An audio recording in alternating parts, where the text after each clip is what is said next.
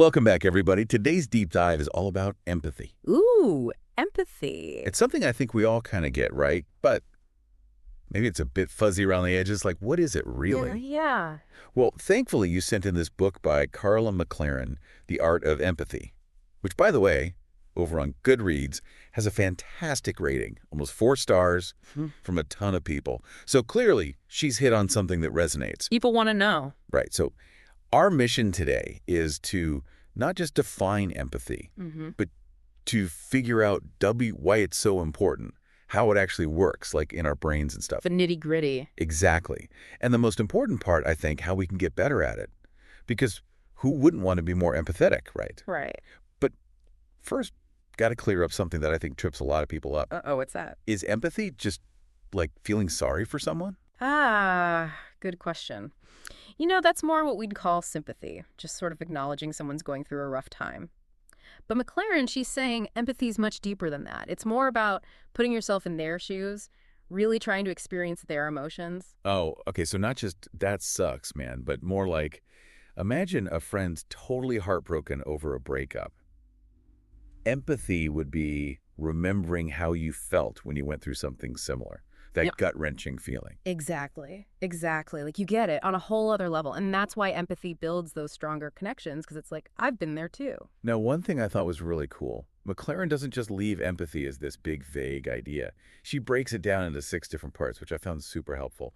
Makes it seem less like magic, more like a skill set you can work on. I like that, yeah. Skills over magic. So, want to walk us through those 6 parts? What are we dealing with here? Okay, so first up, we've got emotion contagion, which is basically how we pick up on other people's feelings, almost like it's contagious. You know, when you start laughing just because your friend's laughing, even if you have no idea what's so funny. Oh, all the time. Like mirror neurons firing away. Yeah, exactly. We're wired to kind of catch each other's emotions. Next, we've got empathic accuracy. This is all about reading someone's emotional state correctly. Like, you just sense a coworker's stressed, even if they say everything's fine. Makes me think of those times when someone's body language is saying one thing, but their words are totally different. Oh, yeah, for sure. So then there's emotion regulation, which is huge. It's not enough to just feel what someone else is feeling. You got to be able to manage your own response. Right, because if your friend's panicking and you start panicking too, that helps no one. Exactly. It's like having that inner thermostat so you can stay calm and actually be there for them without getting swept away in the storm. Okay, inner thermostat, I like that. What else we got? So perspective taking. This is where things get really interesting. It's not just feeling with someone, but seeing the world through their eyes, even if it's totally different from your view. So like understanding why someone's furious about something that you personally wouldn't even care about. Exactly. Then we've got concern for others, which is pretty straightforward. It's that genuine desire to help when someone's struggling. So that's where the rubber meets the road, right? Not just understanding, but actually caring enough to do something, even something small, like making dinner for a friend who's having a tough time. Absolutely. Actions speak louder and all that. And finally, we've got perceptive engagement, which is being super attuned to all those little social and emotional cues people give off. Like a therapist noticing a client hesitate or shift in their seat. Yeah. Those tiny things can be so revealing. Yeah, totally. So we've got these 6 parts: emotion contagion, empathic accuracy, emotion regulation, perspective taking, concern for others, and perceptive engagement. What's crazy to me is how interconnected they all are. Like, you need all 6 working together for real empathy to happen. It's true. Because what good is it to, say, be really good at picking up on someone's emotions if you have 0 emotion regulation? You'll just end up as upset as they are. Totally. It's not about being good at one piece. It's about the whole puzzle. And that brings us to something I think a lot of people might not expect. The importance of self-empathy. I was surprised by how much McLaren focuses on this. Understanding yourself is the foundation for understanding others. It's crucial. Think about it. If you don't know your own emotional triggers, how can you accurately read someone else's? It's like trying to read a map in a language you don't understand. You got to know the symbols, the key, before you can figure out the terrain. Exactly. And if you're always battling your own inner turmoil, how can you be a calm presence for someone else who's struggling? Self-awareness is like the secret ingredient. I love that. So how do we get better at this self-empathy thing? What does McLaren suggest? Well, she talks a lot about mindfulness, noticing your emotions without judgment, just observing them. Oh, I've heard about that. It's tough, though, right, to just sit with those feelings. And it takes practice, but it's about cultivating curiosity and even compassion for your own inner world. She also mentions journaling, which I gotta admit I'm not great at. But I get the idea, writing down your thoughts and feelings to see if there are patterns, triggers you might not even realize are there. Right, like becoming your own emotional detective. And once you understand your own landscape, you'll be so much better at navigating other people's. And for people who aren't into journaling, she talks about expressing yourself through creative outlets, could be anything. Painting, music, cooking, it's all about finding ways to tap into those emotions. Give them a voice, let them out in a healthy way. It can be incredibly freeing, honestly. Okay, so we've covered a lot about the inner workings of empathy and self-awareness, which seems super important. But how does all this translate into real life? How can empathy actually help us in our relationships, at work, even with leadership? Let's get into that. Yeah, let's do it. One thing McLaren focuses on is relationships. And she says empathic listening is way more than just nodding along. It's about reflecting back what you hear, asking questions to make sure you really get it, and making the other person feel truly seen. Going beyond the words, right? Tuning into the emotions behind them makes all the difference. And it applies to work too. Like if you have to give feedback to a colleague who messed up, empathy can help you do it in a way that's constructive, not just critical. Totally. And it can help with those tricky conversations, resolving conflicts better, even building stronger relationships with clients. Now, there's a whole chapter in the book about empathic leadership, which I found fascinating. She brings up some great examples like Satya Nadella at Microsoft. He really shifted the whole company culture towards collaboration and empathy and had a huge impact on their success. Which proves empathy isn't just some soft skill, right? It gets real results. And she also talks about Jacinda Ardern's leadership during the Christchurch mosque shootings. Her compassion, her ability to connect with people. I mean, that's empathy on a global scale. Powerful example. So we've seen how empathy plays out in our personal lives, at work, even on the world stage. But it's important to remember we don't live in a bubble. We interact with people from all different backgrounds. And that adds another layer to empathy, right? Oh, absolutely. McLaren talks about cultural sensitivity, recognizing that our own lens might be distorting how we see things. We got to be willing to listen with an open mind, check our own biases. I've totally been in situations where I thought I was being empathetic, but my own assumptions about someone's culture got in the way. It's a constant learning process. For sure. Active listening, asking questions, being open to different perspectives, all crucial. We can't just assume we know what someone's thinking or feeling based on our own limited experience. So it's about approaching every interaction with humility and a real desire to learn. Now, before we move on, I want to pause for a moment and ask you, our listener, a question. What's resonating with you so far? What are you finding challenging or maybe even intriguing about all this? Take a moment to think about it. It really is fascinating how differently we all experience and express empathy. It's a journey, for sure, shaped by all our own unique experiences. You know, as we've been talking, this quote from McLaren keeps coming back to me. She said, empathy isn't just about understanding others, it's also about understanding ourselves. And that really nails it, how interconnected they are. Yeah, totally. You can't truly get someone else's emotions if you haven't explored your own. It's like trying to appreciate a symphony without knowing anything about music. Ooh, perfect analogy. And it makes me think about something else McLaren talks about, compassion.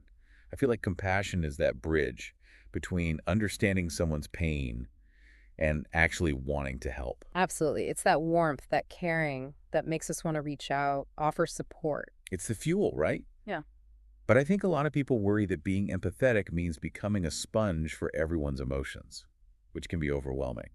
McLaren addresses that, right? She does. And one of the biggest things she emphasizes is setting healthy boundaries. It's not selfish to protect your own well-being. In fact, it's crucial if you want to show up for others authentically. So boundaries could look like saying no to things that'll drain you, limiting time in emotionally intense situations, even just making time for yourself to recharge. Exactly. It's about knowing your limits and communicating them. Clearly and respectfully, of course. She also talks about this thing called energy hygiene, which sounds kind of out there at first, Yeah. but it's basically about practices that help you clear and protect your emotional space. Like taking a mental and emotional shower. After you've been around a lot of, intense energy, get rid of the negativity, replenish your own resources. Okay, I can see that. So visualizations maybe, where you imagine a shield around you, or rituals, like a cleansing bath with essential oils. It's a little Woo-woo, I get it, but if it works, Hey, whatever helps you feel grounded. oh, Could be meditation, time in nature, listening to calming music. Self-care is key, especially when you're dealing with a lot emotionally. and speaking of emotionally demanding stuff, McLaren talks about empathy burnout, which I think a lot of people, especially caregivers or folks in those helping professions, can relate to. Oh, for sure. It's like running a marathon with no brakes. You're going to hit a wall eventually. And the signs can be sneaky, right? Just feeling drained, more cynical, having trouble sleeping. Recognizing those early signs is so important. Absolutely. And then taking action. Maybe taking a break from work, getting support, even just doing things that bring you joy, filling up your own cup. There's this misconception that empathy means being nice all the time. But McLaren's point is, empathy can actually be a tool for setting boundaries and dealing with conflict. It's not about being a pushover. It's about understanding where they're coming from, even if you disagree. And sometimes the most empathetic thing is to stand up for yourself or what you believe in. Because if you're always suppressing your own needs just to be nice, well, that resentment's going to build and probably hurt the relationship in the end. Right. McLaren talks about using I statements in those situations. It's a way to be assertive, but still acknowledge the other person's perspective. So instead of "you're always so inconsiderate," it's more like "I feel hurt when you interrupt me." Focusing on your experience, not attacking them. Exactly. It's about owning your feelings, but still being aware of theirs. Now, even with the best intentions, sometimes our attempts at empathy, well, they can backfire. I'm sure we've all been there. You think you're being empathetic, but it lands totally wrong. Oh, all the time. Especially when there are cultural differences, our own biases creep in without us even realizing it. McLaren's big on being aware of those biases, asking questions, being open to hearing a different perspective. Yeah, because our way isn't the only way. Sometimes the best thing is to admit you don't understand and just ask. Humility, right, and a real desire to learn. One thing that stood out to me in the book was the link between empathy and creativity. Hadn't really thought of them as connected before. It's so interesting. She's saying that empathy allows us to tap into this wider range of emotions, experiences, and that can fuel our creative expression, like having a whole new set of colors to paint with. I love that image. When we can step outside our own tiny view and see through someone else's eyes, it opens up so much. Totally. And it's not just about art either. Empathy can spark innovation in business and problem solving, even science. It's about understanding what other people need and want, and using that to create solutions that really matter. So to bring it back to our theme, empathy isn't a destination. It's this ongoing journey of learning and growing and self-discovery. And the cool thing is, even small steps make a difference. Whether it's improving your relationships, being a better leader, or just making the world a kinder place. Cultivating empathy is so rewarding. Now, before we wrap up this section, I have another question for you, our listener. Think about a time when you saw someone demonstrate remarkable empathy. What was it about them, their words or actions, that really struck you? What can we learn from that? Take a moment to think about it. It's pretty amazing, right? How just these little acts of empathy can make such a difference. Ripple effect. Totally. As we've been going through McLaren's book, there's this other quote that keeps sticking with me. She says, empathy is a practice, not a perfect. Oh, I like that. Right. It takes the pressure off. We don't have to be perfectly empathetic all the time. It's a process. We're always learning. Makes it feel more attainable, you know? Exactly. So thinking about that, how do we practice? How do we strengthen those empathy muscles? We've talked about mindfulness, journaling, creative stuff, but McLaren gives a ton of other suggestions. Oh, yeah. She's got a whole toolbox. One of the simplest but most powerful is just active listening. Really focusing on what the other person's saying, not interrupting, not trying to jump in with solutions. Just being present. Yeah. Creating that space for them to feel heard, understood, putting your phone down, making eye contact, really tuning in. It seems so basic, but it can be huge. It's like the foundation, right? Yeah. Before you can even think about helping, you got to really listen. Totally. Sometimes the most empathetic thing you can do is just be there with someone Yeah. in their experience without judgment. Just holding space for them. Yeah. McLaren also talks about the importance of getting out of our comfort zones. Engaging with people who are different from us, different backgrounds, beliefs. Broadening our horizons. Exactly. Attending a cultural event, talking to someone with different political views, volunteering, all these things help us expand our understanding of, well, just the human experience. And it builds empathy for those who aren't like us. Which is so important, especially in the world we live in. It's like we're expanding our emotional vocabulary, right? Yeah. The more diverse our experiences, the better we'll be at connecting with all kinds of people. Makes sense. So, as we wrap up this deep dive into empathy, I keep coming back to that idea of empathy as a superpower. A superpower. Yeah. Because it's a force for good. Connection, understanding, building a better world. Okay, I can see that. Like a superpower we all have, even if it's kind of hidden. And the more we use it, the stronger it gets. Right. Imagine a world where empathy was like the guiding principle in our decisions, our relationships, how we lead. Might seem impossible, but I really believe a more empathetic world is a better world for everyone. I'm with you on that. So, as we leave you today, our challenge to you is to embrace the art of empathy. Practice it, cultivate it, share it with the world. And remember, it's not about being perfect. It's about showing up with an open heart, a willingness to listen, a desire to connect. Beautiful. Thank you for joining us on this deep dive into empathy. Until next time, stay curious and keep exploring.